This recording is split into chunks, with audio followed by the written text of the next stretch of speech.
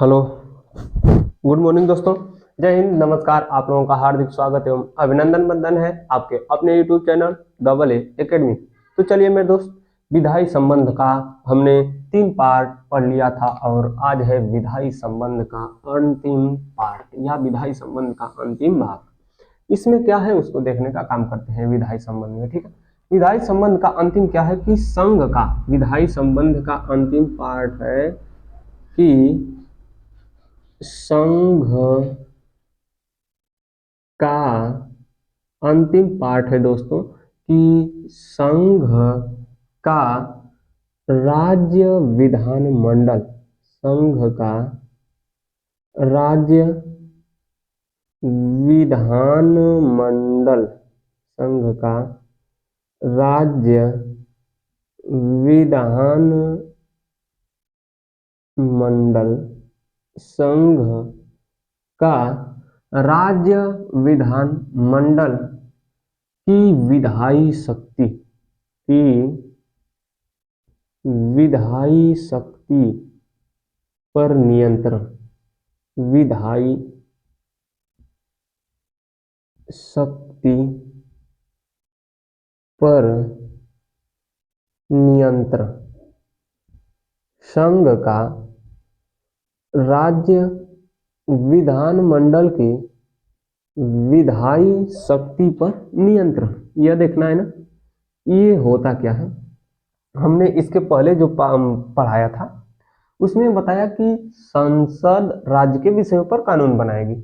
इसमें कहा कि जो ये संसद है, ठीक है, संसद राज्य के विधान मंडल पर, कहां पर, विधान मंडल पर क्या करेगी, कानून बनाने पर रोक लगाएगी कि इससे बाहर तुम कानून नहीं बना सकते हो। कैसे कैसे रोक लगाएगी, तो पहिलका है रोक लगाने का नियम। पहिलका वाला क्या है कि राज्यपाल, ध्यान से सुनिए, पहिलका वाला है कि राज्यपाल विधानमंडल, राज्यपाल विधानमंडल के किसी भी विधेयक को, के किसी भी विधेयक को राष्ट्रपति के लिए, राष्ट्रपति के लिए अनुच्छेद 200 के तहत, अनुच्छेद 200 के तहत संरक्षित कर सकता है। मतलब समझिएगा, बता रहे हैं, संरक्षित कर सकता है। कहने का मतलब ये है कि मान लीजिए विधानमंडल, कौन, विधानमंडल बना रही है कोई कानून। आप विधानमंडल में 3 लोग हैं, एक है राज्यपाल, एक है विधानसभा, एक कौन है, विधान सभा, एक है विधान परिषद। ठीक है, विधानसभा प्रस्ताव लाई और विधान परिषद के पास, अपने पास पारित करके भेज दी। विधान परिषद भी पारित करके भेज दिया और राज्यपाल के पास जब गया तो राज्यपाल ने सोचा कि यह विधेयक या यह कानून बन जाएगा तो खराब है। अब इसने क्या काम किया, इसको एगो शक्ति प्राप्त है अनुच्छेद नंबर 200 के तहत कि तुम किसी भी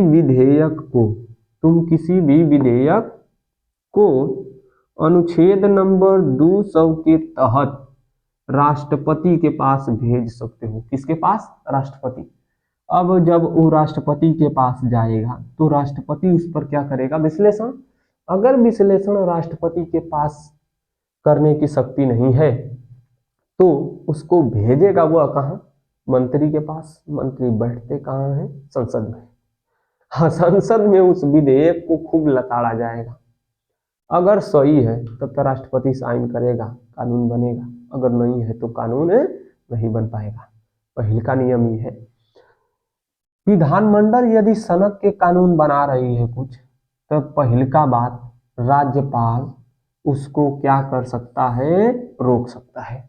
किसके तहत, अनुच्छेद नंबर 200 के तहत। किसके तहत, अनुच्छेद नंबर 200 के तहत क्या कर सकता है, रोक सकता है। ये तो एक था, इसको मिटाते हैं, दूसर की बात देखते हैं। चलिए दूसर का बात क्या है उसको देखने का प्रयास करते हैं कि इसको कैसे रोका जाएगा।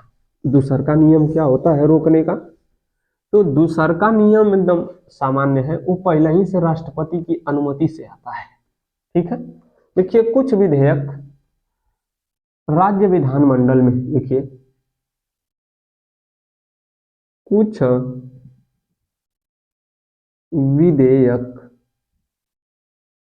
विधेयक राज्य विधानमंडल में, राज्य विधान मंडल में राष्ट्रपति की पूर्वानुमति, राष्ट्रपति की पूर्वानुमति, राष्ट्रपति की पूर्वानुमति, और कुछ विधेयक राष्ट्रपति की पूर्वानुमति के लिए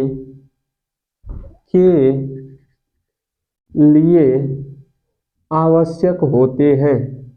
राष्ट्रपति की पूर्वानुमति के लिए आवश्यक होते हैं। अगर राष्ट्रपति उस पर हस्ताक्षर नहीं किया है तब वह कानून क्या होगा, नहीं बनेगा। कौन कौन से होते हैं, जैसे में व्यापार एवं वाणिज्य विधेयक, व्यापार एवं वाणिज्य पर प्रतिबंध लगाने वाले विधेयक, पर प्रतिबंध लगाने वाले विधेयक।